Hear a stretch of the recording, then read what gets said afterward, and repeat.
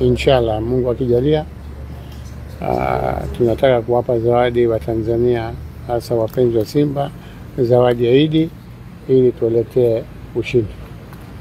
Hii tunataka kujaribu kuvunja rekodi tena ya Simba, maana Simba huwa wanavunja rekodi kila mara, na Simba alishawahi kumfunga timu ya Misri kule kabla ya miaka karibu 20 hivi, tukashinda kwa penalty, lakini safari hii tunataka kwenda kushinda bila penalty, moja kwa moja. Kwa hiyo tunaomba Mwenyezi Mungu tuweze tukafika na tuweze tukarudi na ushindi. Unadhani matumaini yakoje kwa maana ya kikosi cha Simba kuelekea mechi? Unajua tuna matumaini makubwa, na wapenzi wa Simba vile vile matumaini, ingawa Almasi ni timu kubwa, lakini Simba vile vile ni wakubwa. Mtaangalia kwa mechi miaka miwili mitatu tumecheza na timu kubwa, tumecheza na Wydad, tumecheza na Constantine, mwaka huu tumecheza na timu ya Libya, tumecheza na timu Angola. Kwa hiyo timu ya mwaka huu ni tofauti kabisa na timu ya mwaka jana na timu ya mwaka juzi. Wakati tulikuwa tumefika robo finali, lakini timu ilikuwa sio kama timu ya sasa. Wapenzi wanajua kwamba timu ya mwaka huu ni timu nzuri, na waliosajili na wapa hongera kwamba wameweza kusajili wachezaji ambao wanaweza kutuvusha kwenye hii robo na kutupeleka kwenye nusu, na inshallah Mungu akijalia hata hiyo nusu tutavuka tufike finali. Lakini sasa hivi tuna focus kwenye kupita hili robo ili tuweze tukaendelea. Simba ana faida gani kuanza ugenini tofauti na miaka ya nyuma ambao walikuwa mara nyingi wao walikuwa wanaanzia nyumbani? Unajua uzuri wa Simba kuanza ugenini ni kwanza unaonekana wewe ni mkubwa kuliko mwenzake, maana wewe uko juu na yeye uko chini. Kisaikolojia inasaidia ya kwanza. Ya pili, kwa bahati mbaya na kama Mungu hakutaka, basi ukiteleza kidogo bado kuna chances za kuweza kurekebisha nyumbani. Na nyumbani usiposhinda utashindia wapi?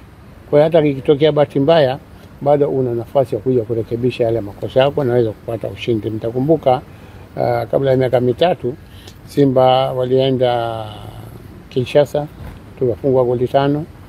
Kutoka pale tukaenda Misri, tukafungwa goli 5. Tuliporudi hapa wote wale tufunga 5-5 sisi tukawafunga na tukafuzu kwenye robo finali.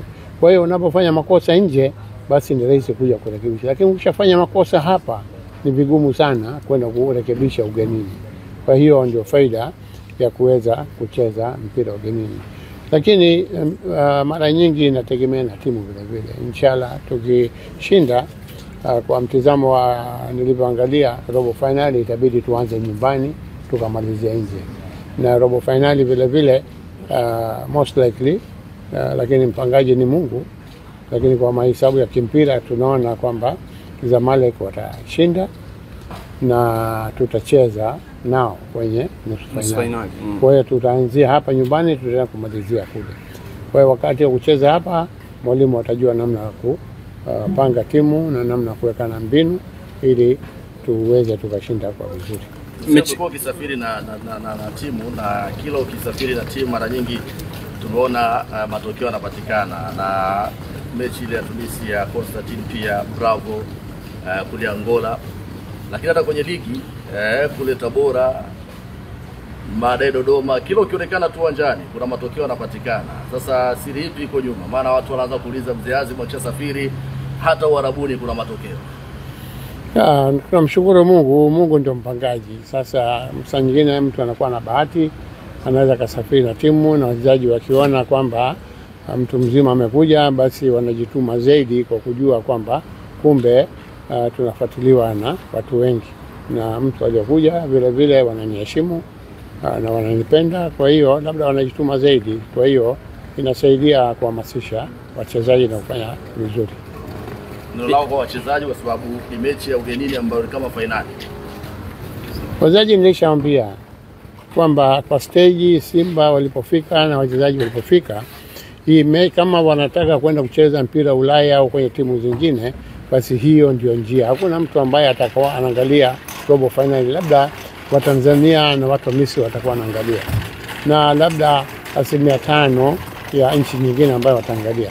Lakini wakivuka hapa, wakifika nusu finali, basi labda 40% ya Afrika nzima watakuwa wanaangalia.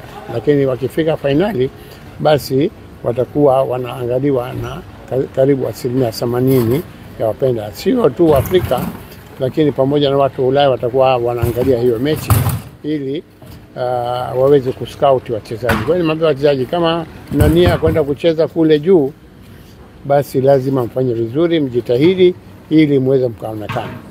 Kwa hiyo sasa hivi sio mambo ya motisha au mambo ya pesa. Sasa hivi ni wao wenyewe kama wanajinadi. Huwezi kujinadi ukiwa huko sokoni. Kwa hiyo wanapofika finali wanajipeleka sokoni ili waweze wakatambulika na kuweza kuchukuliwa. Mara nyingi Simba amemalizia. Mara nyingi Simba alikuwa akipotea sana kwenye timu za Misri, hasa National Al Ahly. Sasa kusikia vizuri?